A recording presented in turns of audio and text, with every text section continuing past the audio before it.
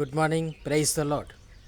અને હું તમને ખચિત કહું છું કે શિષ્યના નામે જે કોઈ આ નાનામાંના એકને માત્ર ટાઢા પાણીનું પ્યાલું પીવાને આપે તે તેનું ફળ પામ્યા વિના રહેશે જ નહીં.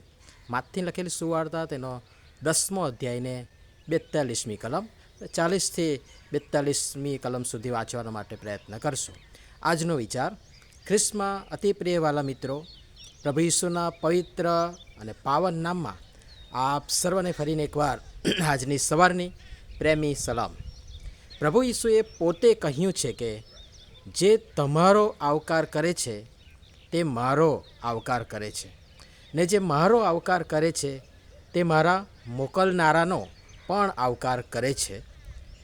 પ્રભુએ જેમને મોકલ્યા છે તેમનો આવકાર, તેમનો સ્વીકાર એ પ્રભુનો આવકાર અને પ્રભુનો સ્વીકાર છે.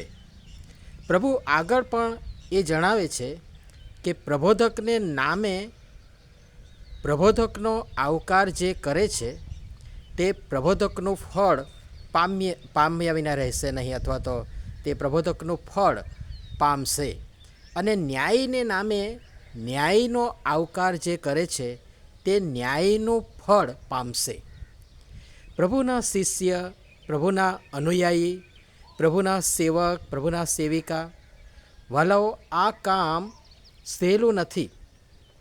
બહુ ભારે, અતિ ભારે સ્વાર્પણ, બલિદાન, ભોગ માંગે છે. ભયંકર એવો સંઘર્ષ છે. એ તો જે એમાં હોય એને ખ્યાલ આવે અને સમજાય.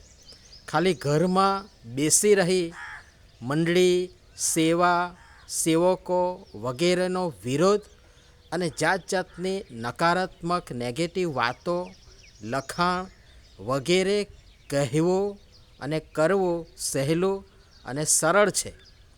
એકવાર એ કરી જુઓ, એમાં ઉતરી જુઓ, અને તેથી સેવા અને સેવકોની કદર કરો.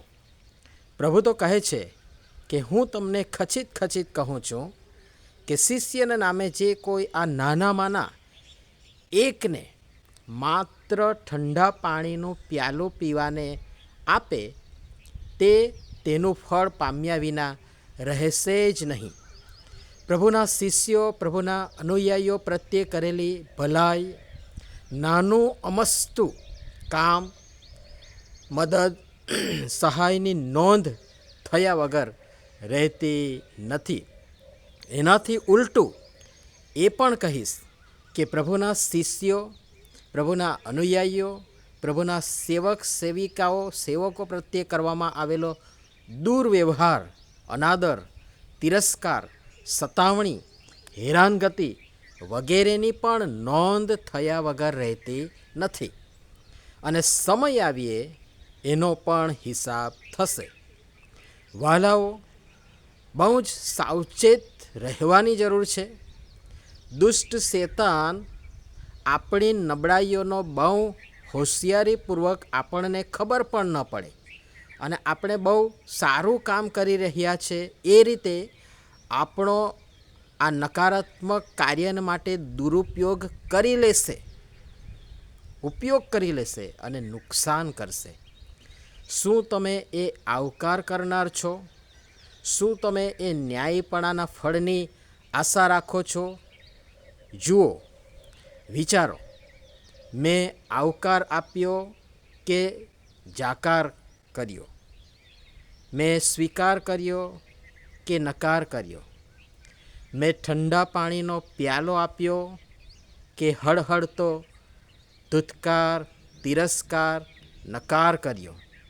એના પ્રમાણમાં મને ફળ મળશે. અને પ્રભુ આ બધી બાબતો સમજવા માટે આપણ સર્વની સહાય તથા મદદ કરો. આમેન. ધન્યવાદ.